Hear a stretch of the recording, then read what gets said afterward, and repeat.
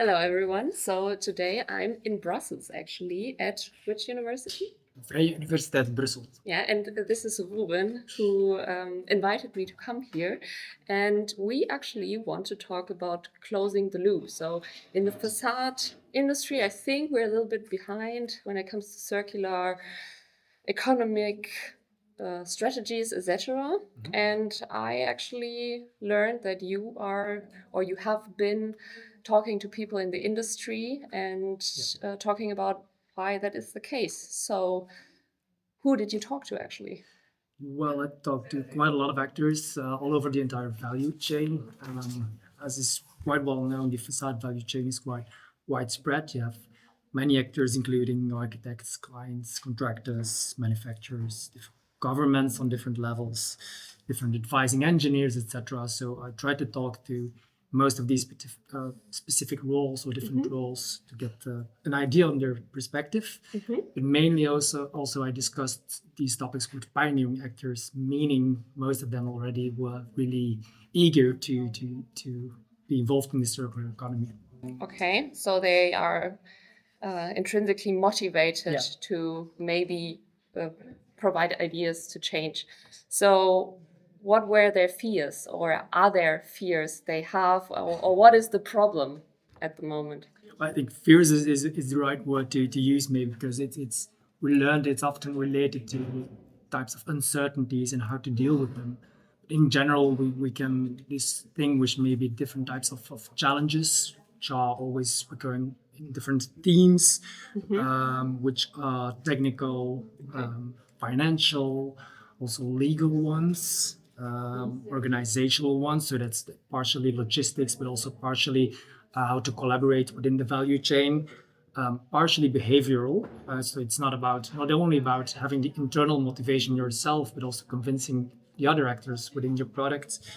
And finally, as I mentioned before, the uncertainties and the knowledge gap. So you have six main themes, let's say, but I should emphasize these are always related, or in my research, the things I discussed are related to closing the loop today. Closing the loop. Yes. Okay, what is there? What else is there? Closing the loop. Well, you have more design for adaptability, more facilitating or anticipating future circularity. Okay, so I have to find someone as well to talk about that Yes. afterwards. Okay, so really nice. So I think in the audience we have a lot of engineers, planners, etc., that will probably be interested in the technical challenges a lot. Yeah. So can you give me some examples on specific technical challenges which were addressed by the stakeholders? Yeah. Well, first of all, many of these challenges are related, so it's difficult to distinguish just the technical challenges.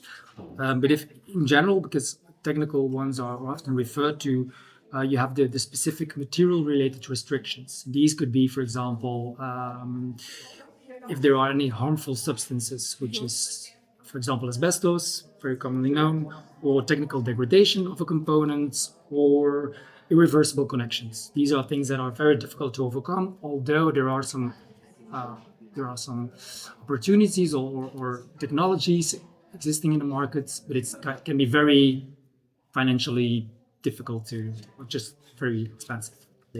A second one, so these are technical restrictions. Secondly, they are more related to a technical knowledge gap. For example, existing double glazing today can already be remanufactured. We can separate two paints, put them back together, and increase the thermal insulation value. At that moment, the restriction is not really related to the material, but it's rather related to the knowledge gap of the architect, for example, not knowing that this technology is feasible today. Okay, that's a very interesting Yeah, one. so the technical ones, the knowledge gap are basically related. And then a third one, and I think that's a really mainly one that is recurring, are the technical uncertainties. Because mainly if you're talking about construction projects, especially from the perspective of a client, it's often dealing with uncertainties. Well, not only the client, also in Belgium, the contractor and the architect have a 10-year liability. So of course, it's about how to deal with these uncertainties if you don't have the technical performance on paper, let's say, of a certain product.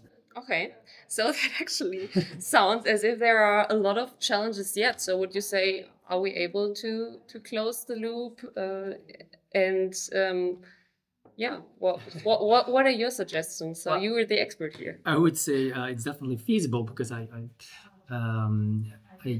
interviewed or I analyzed a lot of pioneering projects all over Northwestern Europe, let's say, which proved that today it's possible to overcome these challenges and it's possible to implement already on a large scale, actually a lot of remanufacturing, refurbishing, and reuse strategies of facade components.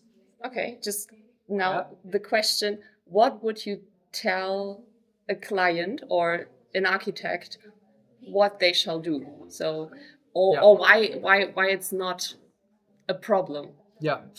Well, mainly as it's a lot about dealing with uncertainties and how to overcome them, it's about connecting the right knowledge that's already available throughout the existing value chain early on in the project. Because the later you start thinking about it, the more difficult it will be to correct elements. So basically, if you start in a feasibility, in the phase of a feasibility study, if you start already involving manufacturers, contractors, or other types of logistical knowledge, for example, it's easier to anticipate early on in a project the difficulties that you might encounter later on when dealing with reuse.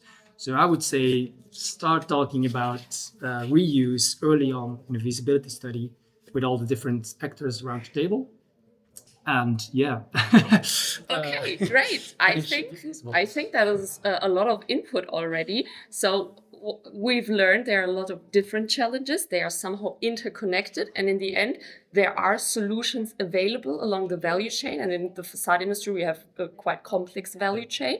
So it's about collaboration, communication, maybe even thinking about platforms to provide the information and help people to get rid of their fears. So thank you, Ruben, for those nice insights, and yeah, let's discuss more.